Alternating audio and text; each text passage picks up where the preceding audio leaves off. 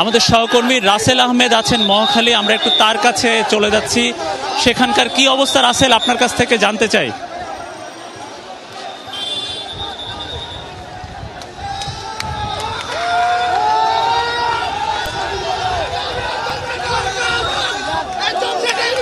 এই মুহূর্তে আছি মহাখালী ফ্লাইওভারের এই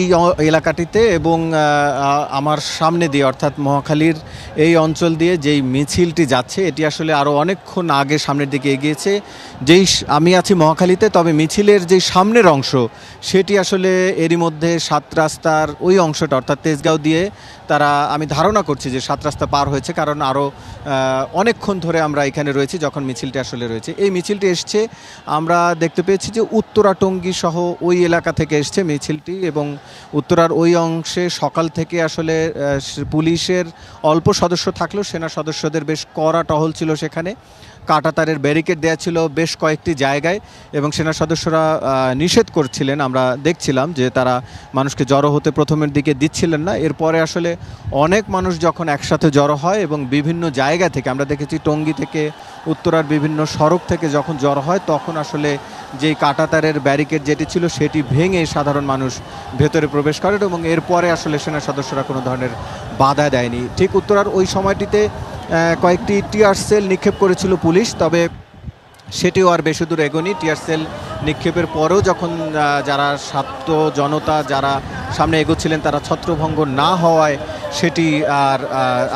টিয়ার সেলও পুলিশ আর নিক্ষেপ করেনি এবং এরপরে ছাত্ররাও আসলে সামনের দিকে এগিয়ে যায় এবং সেই মিছিলটি আসলে এখন এই তেজগাঁ হয়ে অন্যান্য যারা বনানী বা এই অঞ্চল দিয়ে যারা আরও যুক্ত হয়েছেন এবং সবাই সম্মিলিত হয়ে শাহবাগের দিকে এগোচ্ছেন। যেটি বলছিলাম, আসলে মিছিলটির সম্মুখভাগ আমি ধারণা করছি এতক্ষণে ৭ রাস্তা পার হয়েছে, কিন্তু এর পেছন ভাগ মহাখালী আমি এখন রয়েছি, কিন্তু আরও পেছনে রয়েছে আরও অনেক মানুষ, অর্থাৎ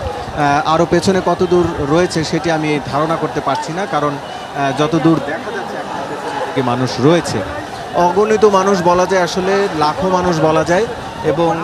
তারা সবাই সামনের দিকে এগোচ্ছে এবং তাদের যেই গেল কয়েকদিন ধরেই তারা যে দাবিগুলো জানিয়ে আসছিলেন, বিশেষ করে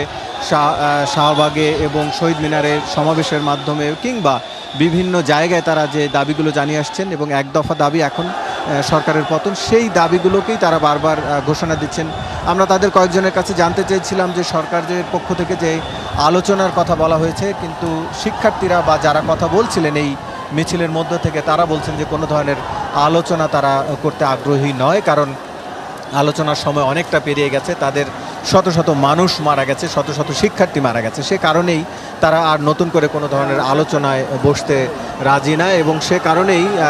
তারা কেবল তাদের যে এক দফা দাবি এটি পূরণ না হওয়া পর্যন্ত তারা ফিরবেন না, এমন দাবিগুলো আসলে তারা করছেন এবং তারা সামনের দিকে এগিয়ে যাচ্ছেন। যেটি বলছিলাম যে র্যাব, পুলিশ বা অন্যান্য আইনশৃঙ্খলা রক্ষাকারী বাহিনী যারা ছিল পথিমধ্যে আমরা যাদেরকে দেখেছি তাদের কেউ আসলে এরপরে আর কোথাও বাধা দিতে আমরা দেখিনি।